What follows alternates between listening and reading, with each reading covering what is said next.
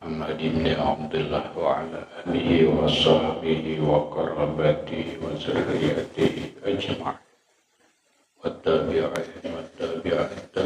والهدي الصالحين خصوصا للإمام قطب المقام السلطان الأودية سيد الشهاب القادر الجيلاني وإلى روح قطب الأحوال سيد الإمام أبي يزيد المصطفى إلى روح قطب العالم سيد الإمام أبي حمد محمد بن محمد القصر إلى روح سيد الشمال سمن المدن إلى روح سيد الشمال رشد بن عبد الله بن سيد الشمال زين الدين المالبي أهل سنة المتصل إليه خصوصا إلى روح سيدي ومرشدي ومربي الروح سيد الشيخ محمد زين بن عبد الله البنجري إلى أرواح جميع مشايخنا ومشايخنا أن الله الكريم يتغشاهم بالرحمة والمغفرة ويعلي درجات إلى الجنة يعد علينا وعلى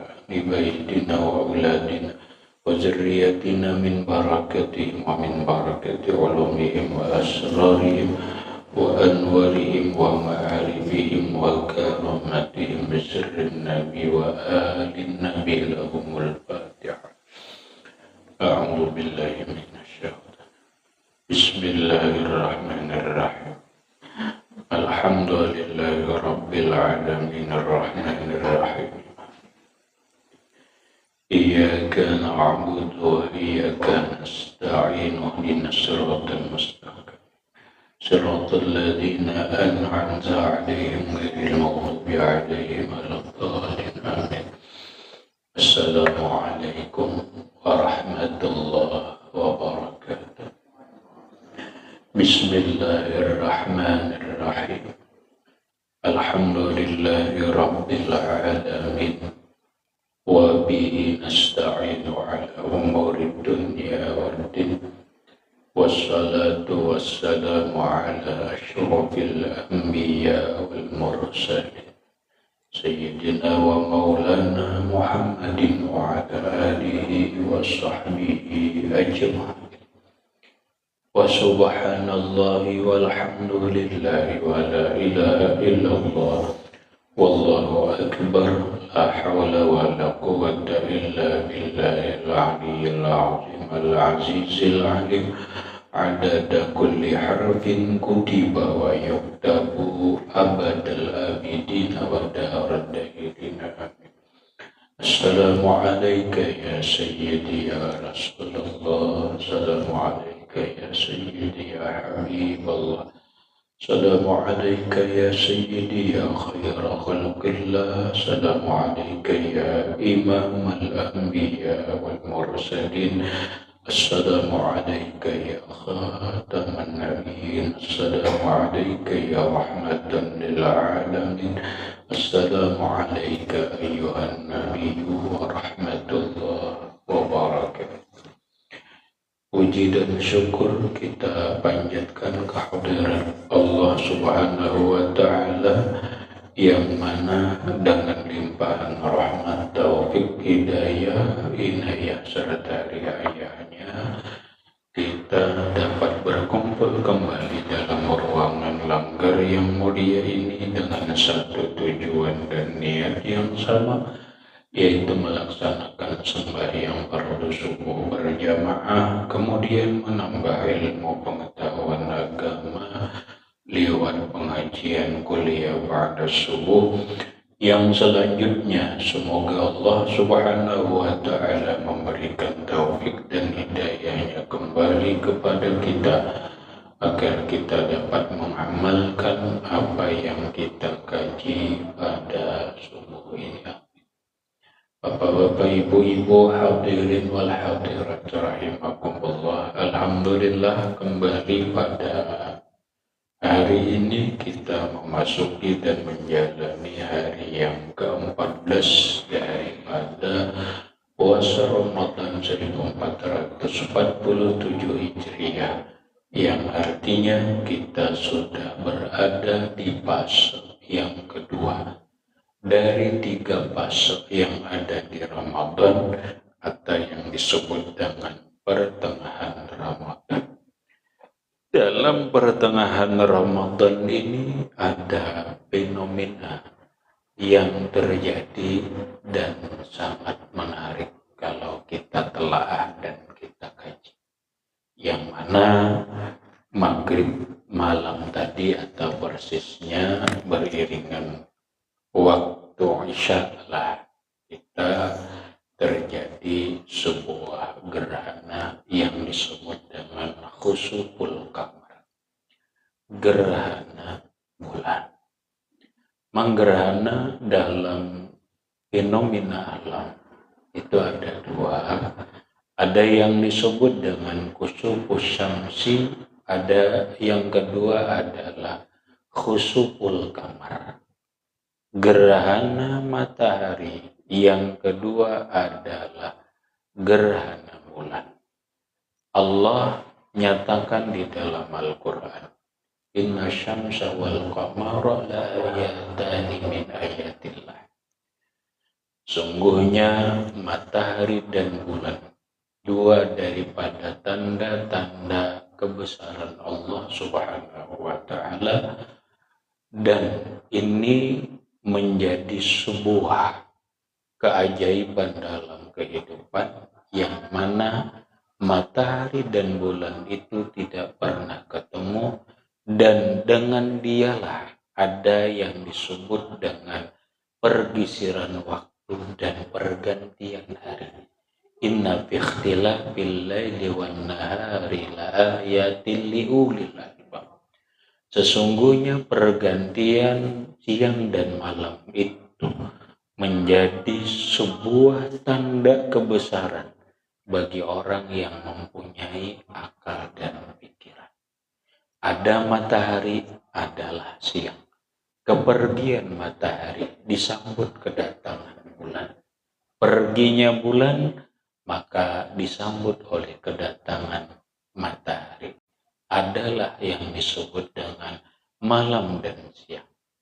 Pergisiran matahari dan bulan juga inilah yang menjadi sebuah petunjuk dalam kehidupan beragama kita.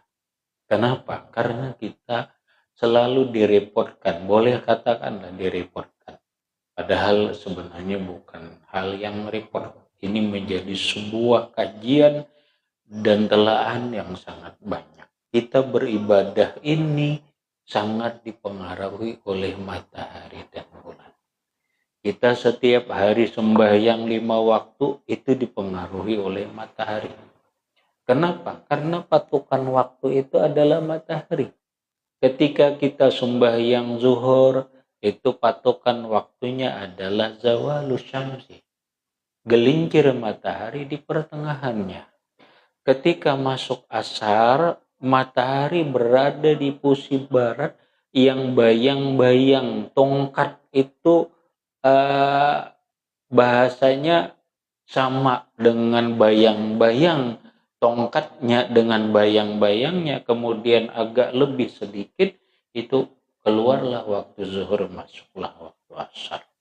Begitu matahari tenggelam, disebutlah ghurubus syamsi, tenggelam matahari, masuklah waktu maghrib.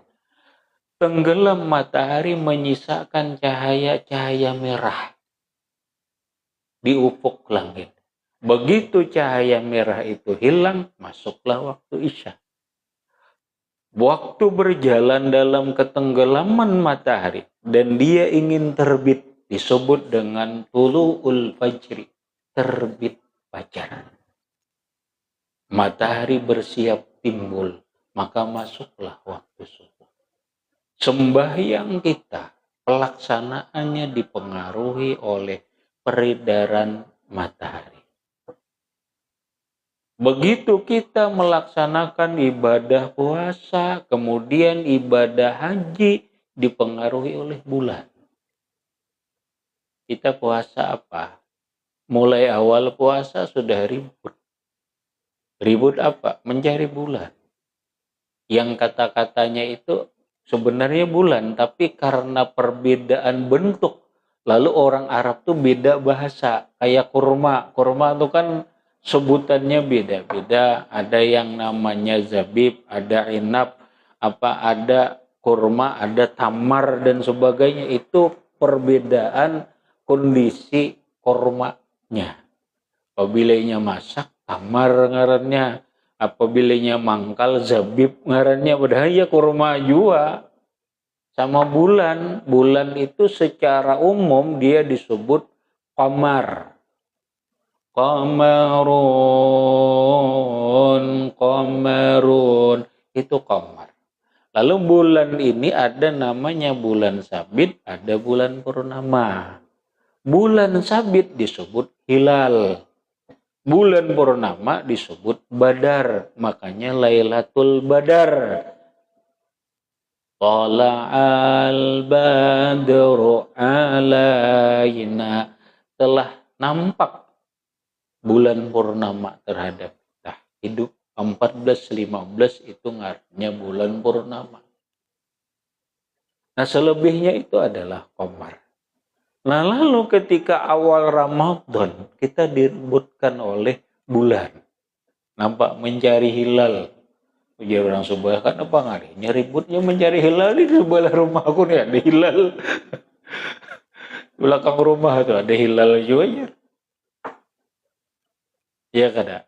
Nah ya kalau nah ini kena ribut pulang kita nih ini sudah alhamdulillah ini kita hari 14 kada. Kena sudah mulai ribut kena mencari Lailatul Qadar pulang. Kami tiap hari aja bertemu Lailatul Qadar nih. Nyata aja menurang rumah di dengarannya Lailatul Qadar bini-bini.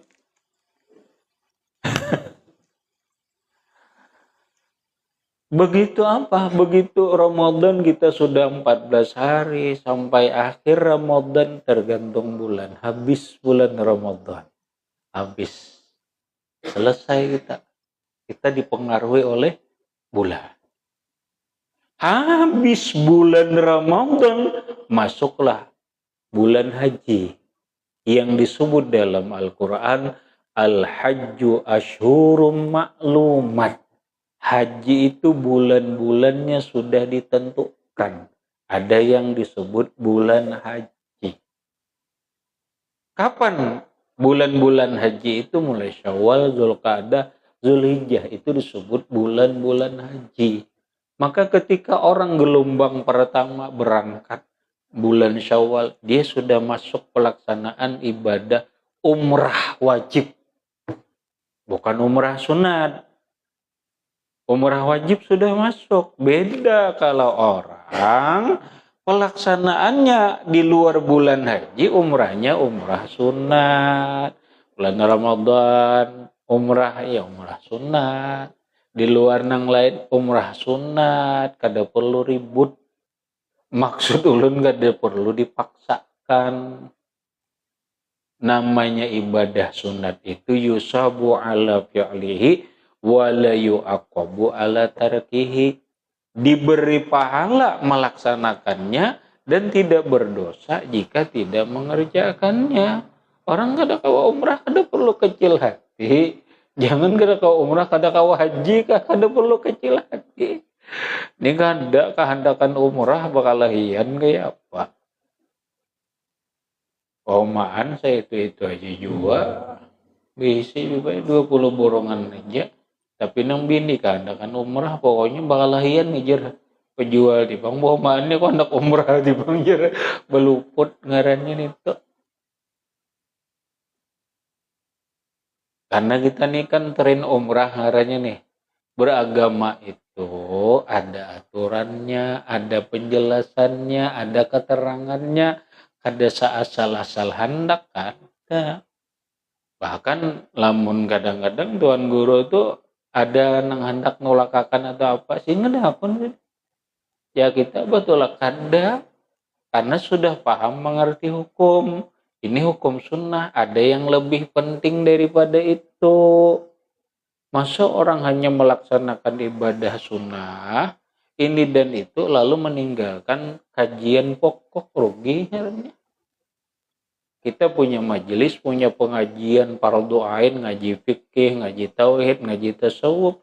Lamun kita umrah tertinggalakan ini banyak banget pengajian, rugi bibeh. Rugi. Orang mengerti kada mau itu. Kada mau, makanya mereka kadang-kadang umrah di masa libur. Ya sudah, karena kada pengajian libur juga hanya umrah. Mun masa pengajian, pengajiannya ini fardu ain. Ya, pengajian fikih, pengajian tauhid, pengajian tasawuf ini lebih utama daripada beliau daripada umrah. Orang mengerti. Al-hajju asyhurum ma'lumat. Haji itu adalah bulan-bulan yang sudah ditentukan. Syawal, Dzulqa'dah, Dzulhijjah. Bulan enggak ada? Bulan lagi. Jadi kita ibadah ini dipengaruhi bulan dan matahari. Inna syamsa wal qamara la ayatani min ayatillah. Sesungguhnya matahari dan bulan dua-duanya sebuah tanda-tanda kebesaran Allah Subhanahu wa ta'ala. Maka terjadilah gerhana. Terjadi gerhana. Ada gerhana matahari, ada gerhana bulan. Di zaman Rasulullah terjadi gerhana matahari, masyarakat ribut di Madinah. Kenapa? Yuk, karena di saat itu persis meninggal anak Rasulullah yang bernama Ibrahim. Rasulullah itu punya anak 7 orang. Wasab'atun auladuhu faminhum salasatun minaz-zukuri tubhamu Qasim wa Abdullahi wa huwa tayyibu wa tahirun bi zaini zayulaqabu. Rasulullah itu punya anak 7 orang. 4 perempuan, 3 laki-laki. 4 perempuan, Zainab, Ummi Kulsum, Ruqayyah, Fatimah.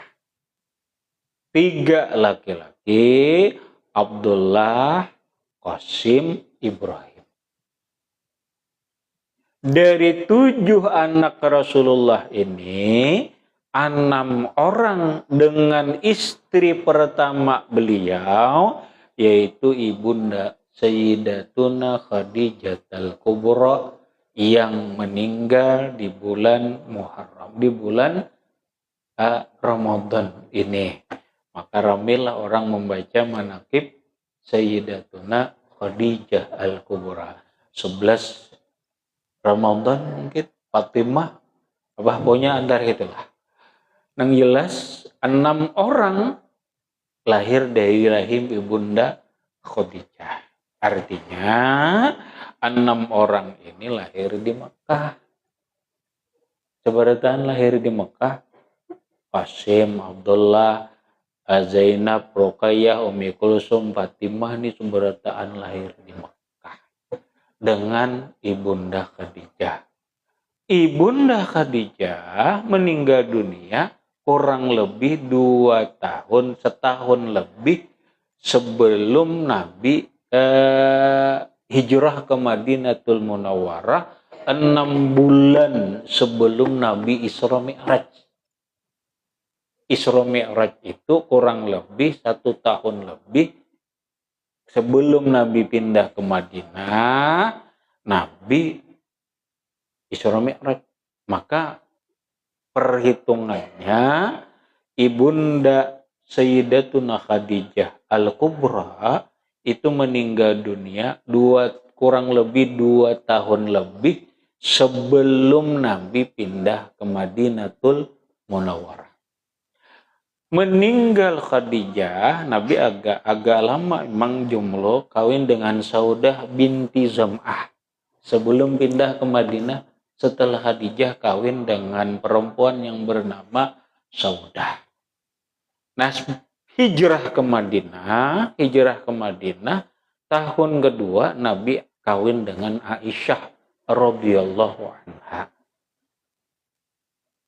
Lalu Nabi itu ada punya istri yang bernama Mariatul Qibtiyah dari Mesir, suku Qibti. Bahkan suku Qibti ini ditelaah dalam biografinya Mariatul Qibtiyah, ternyata beliau adalah turunannya orang Yahudi. Artinya apa? Nabi pernah punya istri seorang turunannya Yahudi. Ya kenapa? Ya kenapa? Ali Zainal Abidin anak Sayyidina Al-Husin kawin dengan seorang perempuan Persia. Ali Zainal Abidin anak Muhammad Bakir. Muhammad Bakir anak Ja'far As-Sadiq. Ja'far As-Sadiq anak Musa Al-Kazim. Musa Al-Kazim anak Ali Ar-Ridha dan seterusnya. Ali Zainal Abidin anak Sayyidina Al-Husin binti Ibni Fatimah binti Rasulullah Shallallahu Alaihi Wasallam kawin dengan seorang perempuan dari Persia. Persia itu kawasan yang sekarang ini adalah Iran. Yang sekarang itu Iran itu hebat.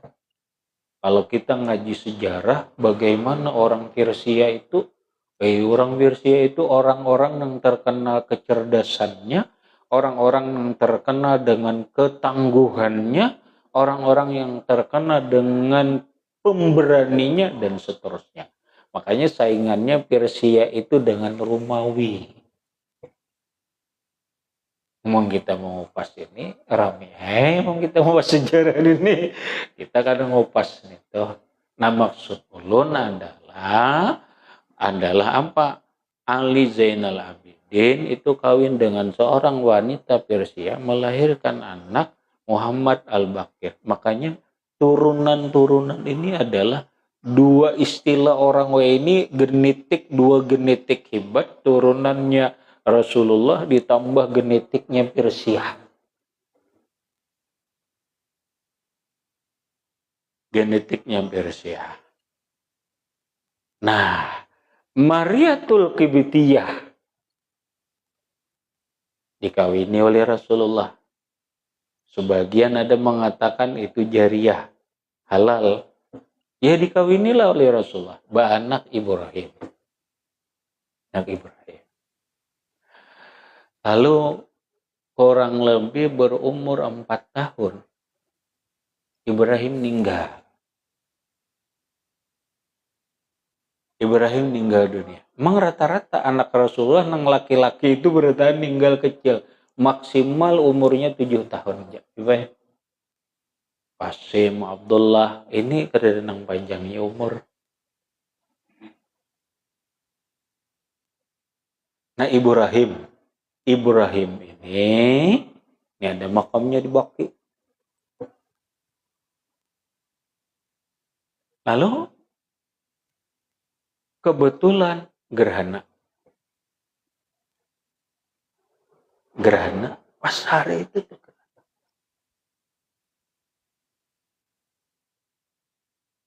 Nah sebelum itu kita tarik sedikit dulu sebagai pelajaran lawan kita. Rasulullah saat meninggal Ibrahim umur 4 tahun. Beliau nangis.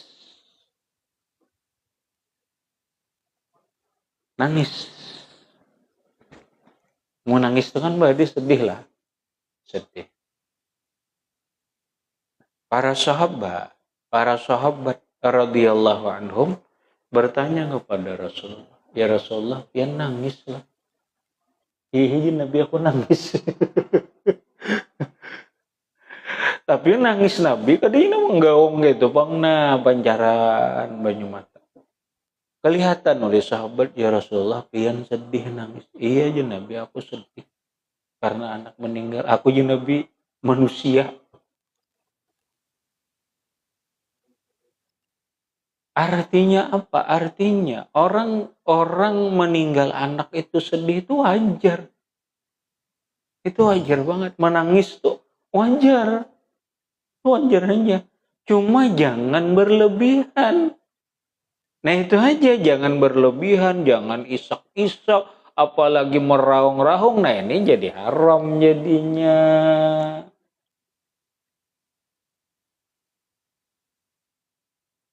Yang ini memang panjang bahasanya. Pokoknya apabila nangis isak-isak menggerung, lalu menyambat-nyambat ini dan itu namanya niyahah. Niyahah itu satu hukumnya haram, yang kedua menyiksa mayit. Itu menyiksa mayit. Pian buai mati anak, mati laki, sedih wajar, sakit hati wajar. Karena kita hidup juga harus bertanya.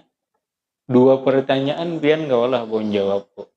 Dalam hidup ini yang paling nyaman apa, Bu? Yang paling sakit napa? Kalau bon jawab, Bu. Nang paling nyaman doh lain, wadai nang paling nyaman doh lain. Itu macam-macam orang, ada nang ketujuh hula-hula, sarikaya dan sebagainya. Nih. Nang dalam hidup kita nih, nang kita rasakan nang paling nyaman tuh nang apa?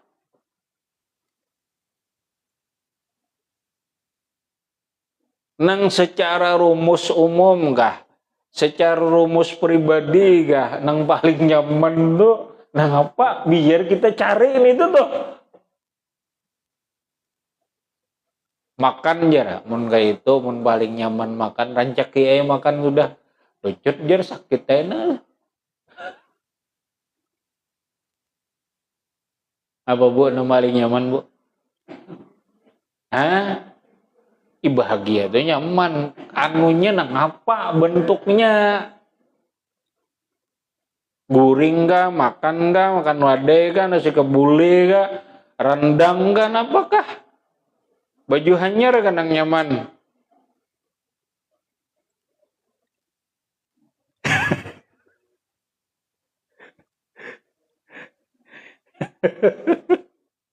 Supaya apa? Supaya tahu bahwa menulun kadang ngalih pian apa jari hidup jari nyaman julun kadang ngalih jan apa jari sakit.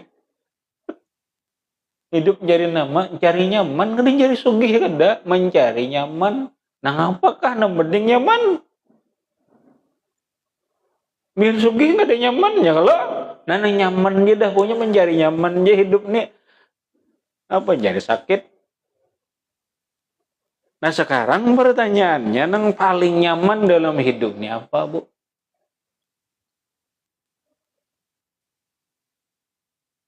Nah, kau pun jawab, mun pian nggak ada jawab, berarti kan kau mencari ngarannya karena barangnya nggak ada tahu. Barangnya tuh nggak ada tahu, kayak anak mencari, kayak anak dapat, maka anak mencari nyaman.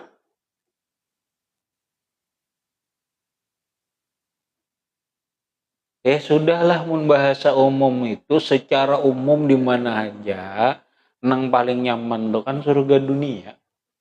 Surga dunia itu apa jar? Nah pian buai orang tuh lah berisi rumah kayak istana. Kemudian mobil 5 4 ke Alphard. Alphard tuh nang dapat apa mobil mewah berisi bini kada nyaman lah. Beb, beb, ada nyaman. Pian buai titel profesor, dokter apa rumah mewah dan sebagainya. Pegangan hidup kada. Bisi laki kada nyaman lah. Ada nyaman juga. Berarti apa nyaman tuh?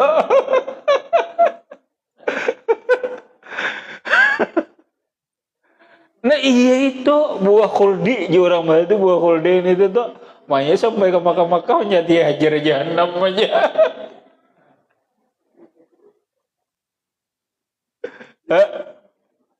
Sama aja juga ya itu buah yang diberi Allah Ta'ala lawan kita mulai dunia sampai akhirat itu haji yang diberi Allah Ta'ala. Pian ke surga laki-laki nama dicari itu tuh bang yudul.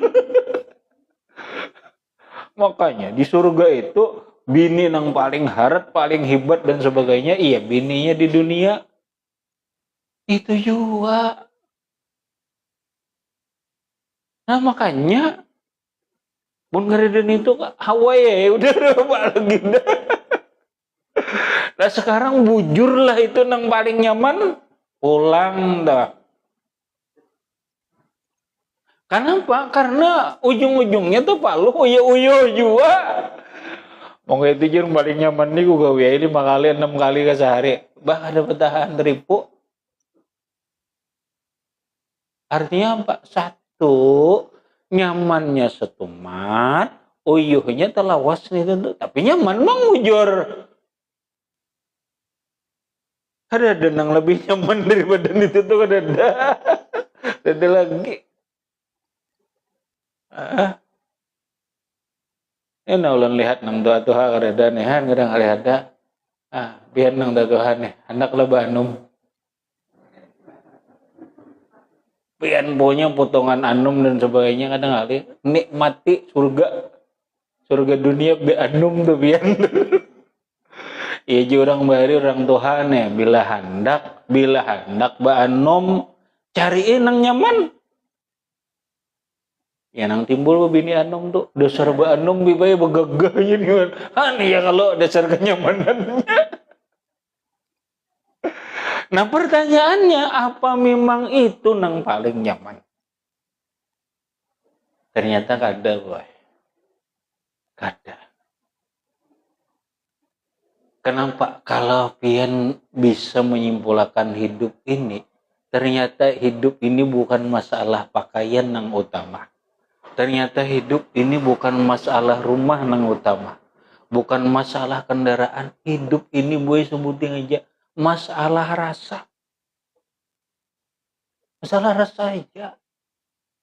Iya kada?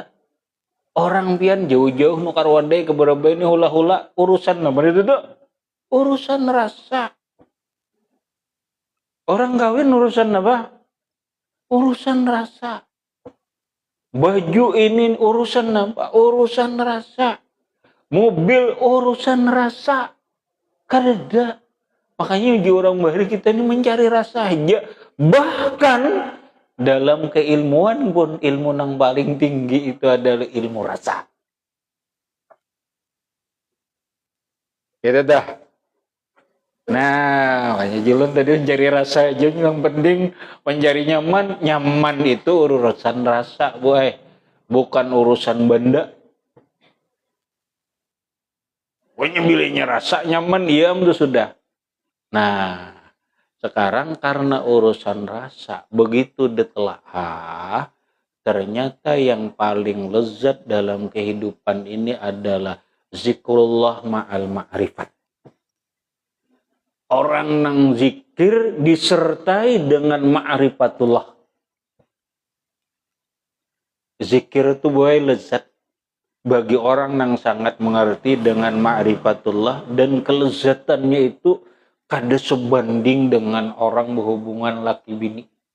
Lezat dan lezatnya yang menghasilkan kesenangan, kelapangan, kenyamanan, kegembiraan bukan hanya 5-10 menit sejam. Orang lezat. Nah itu nang dicari. Alazzul asya zikrullah ma'a ma'rifatillah. Ternyata yang paling lezat dalam kehidupan ini adalah zikir yang disertai dengan ma'rifat. Itu garis besar. Jadi bebulik kepada kita bahwa apa? Bahwa sedih itu wajar. Yang penting jangan meratapi, jangan apa. Karena memang yang paling sakit pulang di dunia ini bahjar, mana sudah ada baharta, mana sudah ini dan itu karena penyakit ginjal pulang itu kan yang paling sakit kada wah. Ujar Sayyiduna Ali karramallahu wajhah yang alamus syada'id di dunia yang paling sakit dalam kehidupan dunia ini firakul ahibbah, berpisah dengan orang yang tercinta. Iya kah, Bu? Ketika orang berpisah dengan orang yang dia sayangi, ketika dia berpisah dengan orang yang dia cintai yang sangat mendalam, lalu berpisah, disitulah sakit yang sangat dalam yang tidak bisa dirasakan oleh orang lain. Maka ketika seorang suami meninggal istri, sedih, wajar. Seorang istri meninggal, sedih, wajar. Karena itulah yang paling sakit dalam kehidupan adalah berpisah dengan segala kenikmatan dan kesenangan, bahkan dengan segala yang dia cintai. Makanya orang mati dalam keadaan mencintai dunia itu sangat sakit. Sangat sakit. Ibrahim, orang nang beliau Rasulullah sayangi, meninggal, wajar. Itu tuh, orang garing wajar sedih. Ini wajar sedih. Yang penting jangan meratapi kesedihan itu dengan tangisan yang meraung-raung, bahkan jangan berlarut-larut. Hari ini menangis wajar. Bilainya laki-laki menangis bini mati wajar. Nang gak ada wajar itu lambat kawin imbahnya, nanti kan wajar itu. Coba ya. Bilainya nih hari ini nah mati bini menangis 10 hari imbahnya kawin, umur terlalunya wajar. Kenapa? Sayyiduna Ali itu paling sayang Sidin lawan Fatimah. Fatimah paling sayang. Kada pernah Sidin hendak bermadu ditawari dia, kada pernah. Tapi begitu meninggal istrinya yang tercinta Sayyidatuna Fatimah Zahra, seminggu kemudian kawin Sidin. Seminggu aja kawin. Kada nunggu lawas. Padang garing tanah lawasan.